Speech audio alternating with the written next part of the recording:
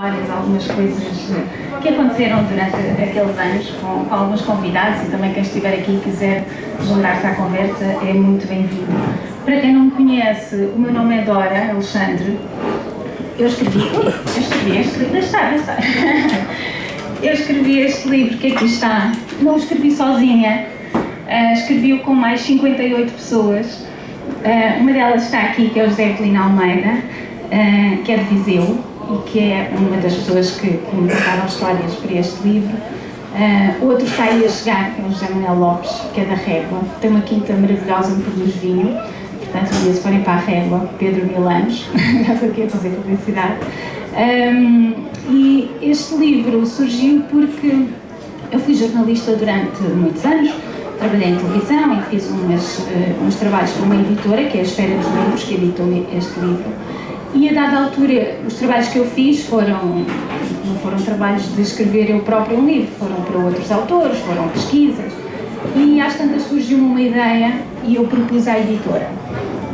E a editora aceitou, felizmente.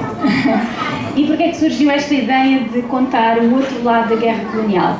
Porque eu sou filha de um militar da Marinha, o meu pai fez duas comissões, uma na Guiné e outra depois em Angola, onde eu nasci. Eu nasci em Santo António do Zaire, em 75, em fevereiro de 75. E o meu pai nunca nos contava histórias difíceis. O meu pai é artilheiro e, portanto, um artilheiro da Marinha na Guiné terá vivido coisas complicadas. Em Angola, pronto, eventualmente. Só que ele nunca nos contava nada disso. Até hoje nós não sabemos as partes difíceis da guerra do meu pai. Ele contava-nos as peripécias que lhe aconteciam. Uma vez sentou-se num tronco para descansar, depois o tronco começou-se a mexer e afinal aquilo não era um tronco, era uma cobra enorme onde ele se tinha sentado. E ele tentou fugir para ali fora. Houve outra situação, lembro-me de uma caçada, então andaram para lá a fugir de uma pacaça porque aquilo correu mal. Pronto, e eu às tantas pensei, se calhar haverá mais pessoas, mais militares com histórias destas, apesar de terem estado na guerra, apesar de terem vivido coisas difíceis, se calhar há mais peripécias, mais vivências do dia-a-dia que não se importassem de partilhar para um livro. E eu pensei, bem, mas vou contar o lado divertido, entre aspas, ou o lado mais informal da guerra, isto pode ferir suscetibilidades. Então o que é que eu fiz? Eu fui ter com o José Arruda, da ADFA, o José Arruda e o Coronel Lopes Dias, receberam-me e eles são mutilados de guerra, eles são os deficientes das Forças Armadas, representam os deficientes das Forças Armadas, e eu achei que seriam as pessoas que me podiam dar a bênção para escrever este livro, e de facto assim foi. E ao longo das 58 entrevistas, há aqui pessoas que tiveram guerras difíceis, há aqui pessoas que tiveram vidas tranquilas durante a guerra, há pessoas com stress de guerra, mas todas elas tinham boas histórias para contar, histórias positivas e coisas boas que ficaram. Venha, venha. José Manuel Lopes, o homem do vinho, da Régua. Já estive aqui a fazer propaganda do Pedro Milanos, o seu vinho maravilhoso. De Mampatá. Exatamente, também estive na Guiné. E o que é que eu estava a dizer? Portanto, então reuni com a ADFA e a ADFA, pronto, eles, naquela reunião houve algumas lágrimas e houve no final muitas gargalhadas, porque eles também tinham coisas boas para me contar, e eu a partir daí comecei a pedir contactos e a entrevistar pessoas e pronto, e depois o difícil no meio disto tudo foi parar, porque eu estava a adorar estas conversas e hoje estar aqui é um bocadinho matar saudades das entrevistas que fiz, das longas entrevistas que adorei fazer. Então, hoje eu tenho aqui ao pé de mim, deixa-me ver isto. E vou partilhar convosco uma coisa que me estava a esquecer, que é o feedback ao livro. Pronto, tem sido felizmente positivo, mas eu recebi uma carta de França. Isto só como apontamento insólito, não é? Quando uma pessoa escreve um livro não está à espera destas coisas. Mas houve um senhor que era filho de um combatente e o pai dele já tinha morrido há muitos anos e ele nunca pôde perguntar ao pai isto que já vão perceber. Ele escreveu uma carta que me enviou de França e que ele estava muito grato porque diz, eu vou ler aqui, ele diz: até à leitura da sua obra, desde sempre me perguntara como era possível o meu pai ter querido levar-me com ele. O pai tinha estado na Guiné. Era possível o meu pai ter querido levar-me com ele, correndo eu, como tanta gente, riscos graves de segurança. Jamais percebera tão pouco como ele, tão pouco caso fazia da guerra, a ponto de não a temer e de até ter inúmeros amigos autóctones. Segundo quanto afirma na sua obra, tudo se tornou claro para mim. Meu pai, infelizmente, faleceu cedo demais para eu ter podido tirar a limpo com ele o tipo de inquietações que decorrem das supra-referidas questões, às quais tive a dita de obter finalmente resposta com a leitura da sua obra.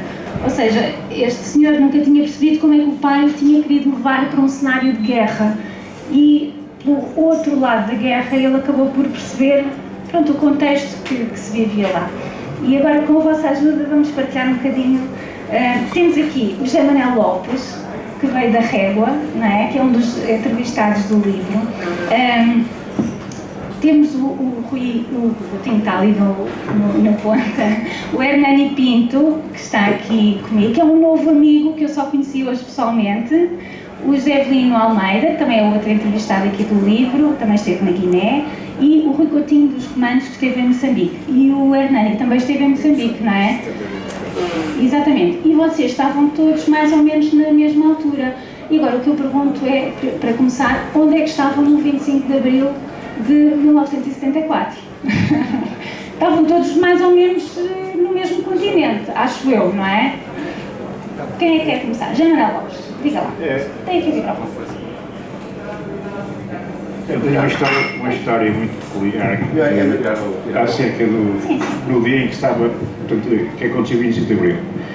No dia 24 eu tinha saído com o meu combate para os lados de Nhacobá e Coriguia, que também são muito conhecidos aqui do Carvalho, que lá sempre também na mesma altura. E, como sabem, quando nós saímos, não é? Só comunicávamos pela rádio em casos extremos, não é? Quando houvesse necessidade de alguma evacuação ou algum problema mais grave.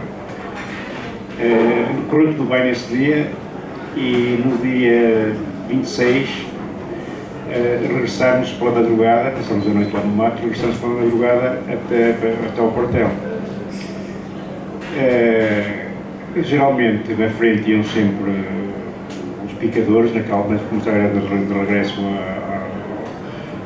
ao aldeamento onde estávamos, não era preciso picar, e ele ia sempre no fim da puna junto com o homem das transmissões, com o Pinheiro.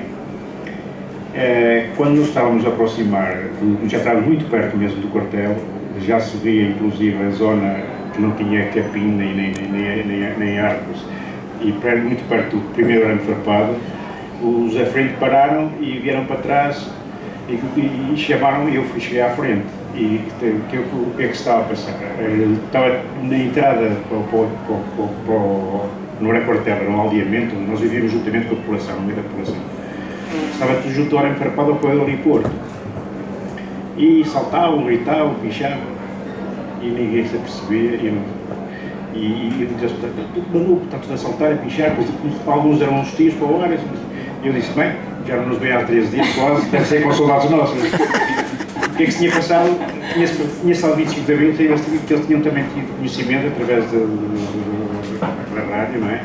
E estavam à nossa espera para festejar, não é? A primeira coisa o primeiro abraçado na altura foi o Carvalho, não é este, o Fernando Vermelho, e com as lágrimas nos olhos a dizer, pá, vamos esperar a expressão, é puta da guerra que é bom. E foi assim o 25 de Abril. Vocês não souberam logo que tinha acontecido o 25 de Abril, como é que foi? Como é que souberam?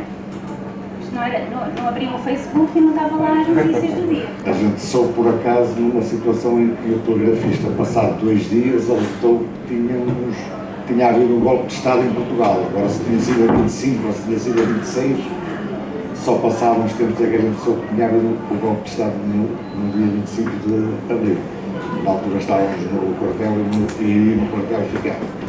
a vida continuou normal até ao regresso para cá. Fazer operações, etc. Tem outro microfone.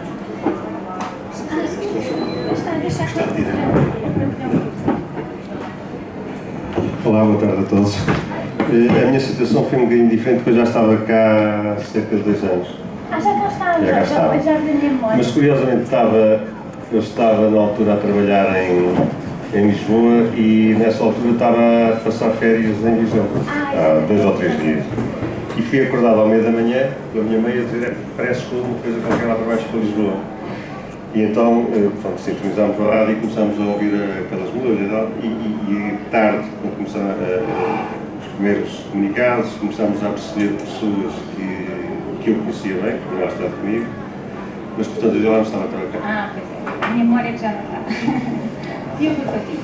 Boa tarde. A minha está ligada, o 25 de Abril está ligado, a notícia do 25 de Abril está ligado a uma rádio que por si só já era uma história.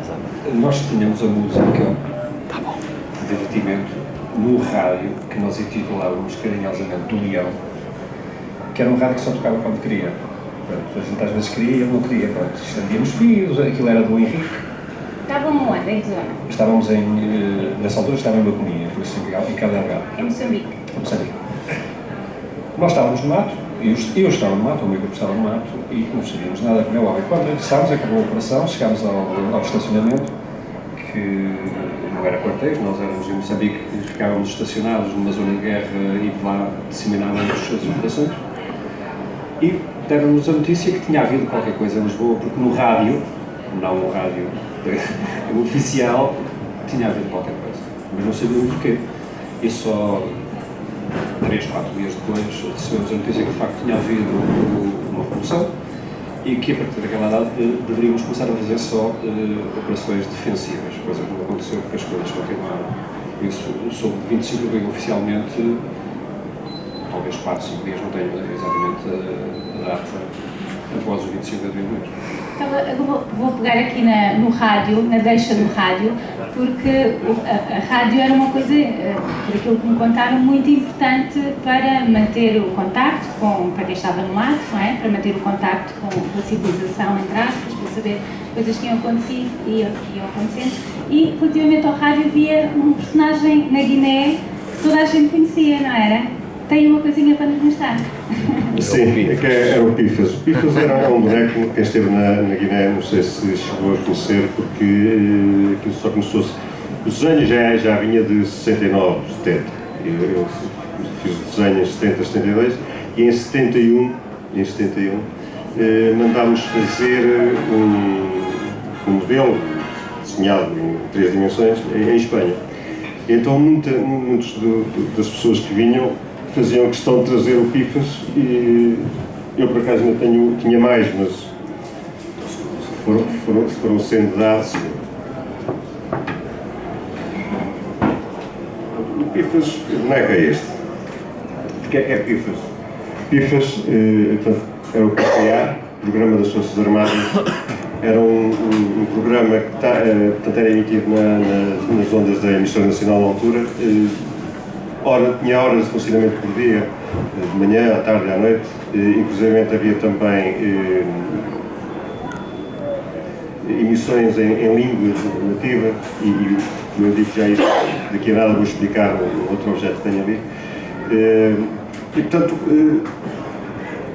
PFA, IFAS, pronto, e a partir daí começou-se a fazer o bonequinho. Havia lá uma... Tem farda, não é? Tem farda, tem aqui no braço de autorização a dizer Guiné, tem o símbolo que era o gravador, né, com o microfone. Havia lá uma revista na altura, que é esta em Bissau, que era o Panorama da Guiné, o PG, que era emitido na repetição onde eu estive na segunda parte da minha comissão, que era a AREPACAP, Assunto de Civilização Psicológica, onde estava incluída a rádio, que tinha portanto, essa revista era onde começou a produzir esse bonequinho. E mais difuso ainda era na altura do Natal. Mandarmos parabéns, nas festas e tal. Bom, depois em 71, princípio de 72, isto foi feito em Espanha e quando ouvi, não sei se continuam as pessoas a comprarem ou a oferecerem estes bonequinhos, mas o boneco o FIFA ficou hoje. Tanto que ficou que nós, de volta a meia volta, fazemos almoços ou jantares de confraternização. Infelizmente há dois que estiveram lá que já não fazem parte do nosso grupo. Um deles, a grande maioria das pessoas conhece, que estou na RTP, que era o Raul Durão, e o outro também muito conhecido, que era ator, que era o Camacho Costa. Portanto, esses já faleceram. Eu, por acaso, tenho aqui uma fotografia dos últimos jantares que fizemos em que eles ainda estavam vivos. E, portanto, reunimos de vez em quando o PIFAS. Portanto, o PIFA era uma parte da repartição dos assuntos civis e ação psicológica, em que o chefe, na altura, era o Sr. Major Carvalheiros. Vocês eram muito jovens quando chegaram à África, com a guerra. Ainda te falar na rádio, já primeira reação. Eu quando cheguei, foi em julho de 1970, eu tinha uma particularidade. É que a única pessoa da família que estava na tropa estava na Guiné-Conakry preso. Tinha sido preso em frente a Bissau, perto de Tite. Esteve lá 34 meses preso, portanto foi libertado quando foi feita aquela operação ao Peru Calvão, Mar Verde. E ele era já não é alferes, obviamente, António Júlio Rosa. Ele estava há um mês e qualquer coisa na Guiné, quando foi, ele tinha ido com o pelotão dele, perto de Tite, lá para uma aldeia. Ele tem um livro publicado, que é Memórias de um Prisioneiro de Guerra, onde ele descreve todo o trajeto dele, desde que foi incorporado, até que foi preso, até que foi solto. E, portanto, eu quando cheguei à Guiné tinha essa particularidade. A única pessoa de família que estava na tropa estava preso em Conakry. E curioso, que eu ainda fiz barco, no Carvalheiros, e quando saímos no resto de Bijiguiti, aquilo para mim foi uma